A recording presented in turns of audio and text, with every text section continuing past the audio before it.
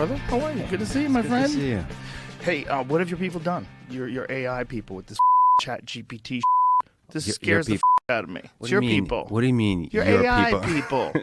Your wacky coders. What have you done? Yeah, it's super interesting. Fascinating. Language models. I don't know if you know what those are, but that's the general systems that underlie ChatGPT and GPT. They've been progressing over the past maybe 4 years aggressively. There's been a lot of development. GPT-1, GPT-2, GPT-3, GPT 3.5.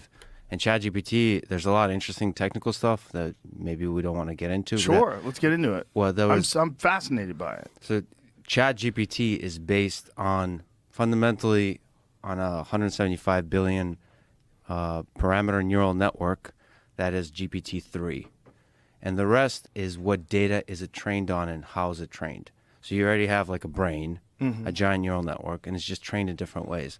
So GPT-3 came out about 2 years ago, and it was like impressive but dumb in a lot of ways. It was like you would expect as a human being for it to generate certain kinds of text, and it was like saying kind of dumb things that were off. And you're like, all right, this is really impressive, but it's not quite there. You can tell it's not intelligent. And what they did with GPT 3.5 is they started adding more and different kinds of data sets there. One of them, probably the smartest neural network currently, is Codex, which is fine-tuned for programming. Like it was trained on code, on programming code. And when you train on programming code, which ChatGPT is also, you're teaching it something like reasoning, because it's no longer information and knowledge from the internet. It's also reasoning. You can like logic. Even though you're looking at code, programming code is you're looking at me like, what the fuck is he talking about? No. That's not what I'm looking at. I'm looking at you like, oh my God. But reasoning is in order to be able to stitch together sentences that make sense, you not only need to know the facts that underlie those sentences, you also have to be able to reason. Yeah. And we take it for granted as human beings that we can do some common sense reasoning. Like this war started at this date and ended at this date, therefore it means that like the start and the end has a meaning. There's a temporal consistency. There's a cause and effect. All of those things are inside programming code. By the way, a lot of stuff I'm saying we still don't understand. We're like intuiting why this works so well. Really? But these are the intuitions. Yeah, there's a lot of stuff that's not clear. So so GPT 3.5, which ChatGPT is likely based on. There's no paper yet, so we don't know exactly the details. But it was just trained on code and more data that's able to give it some reasoning. Then, this is really important, it was fine-tuned in a supervised way by human labeling. Small data set, but human labeling of here's what we would like this network to generate. Here's the stuff that makes sense. Here's the kind of dialogue that makes sense. Here's the kind of answers to questions that make sense. It's basically pointing this giant Titanic of a neural network into the right direction that aligns with the way human beings think and talk. So it's not just using the giant wisdom of Wikipedia and just, I can talk about what data sets it's trained on, but just basically the internet.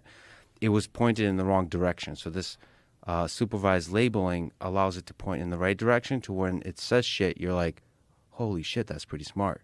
So that's the alignment. And then they did something really interesting is using reinforcement learning based on labeling data from humans.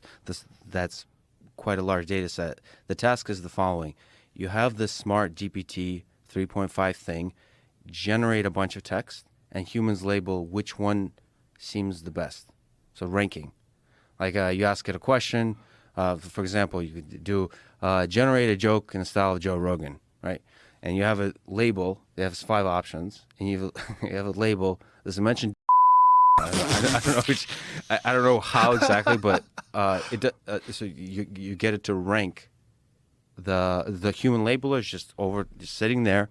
There's a very large number of them. They're working full time. They're labeling the ranking of the outputs of this model, and that kind of ranking used together with a technique called reinforcement learning, is able to get this thing to generate very impressive to humans output.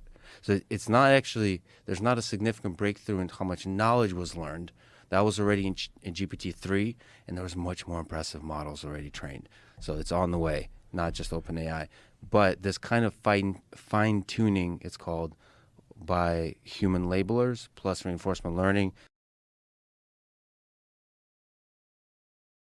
you start to get like where students don't have to write essays anymore in high school. Yeah. Where you can style transfer, like I said, do a Louis C.K. joke in the style of Joe Rogan, or Joe Rogan joke in the style of Louis C.K., and it does an incredible job at those kinds of style transfers. It can more accurately query things about the different historical events, all that kind of stuff. Holy shit, man. The idea that you don't exactly know why it works the way it works, that's too close to human. That's too close to human thinking. Like, you know what this is eerily similar to? The plot of Ex Machina, when he's talking about how he coded the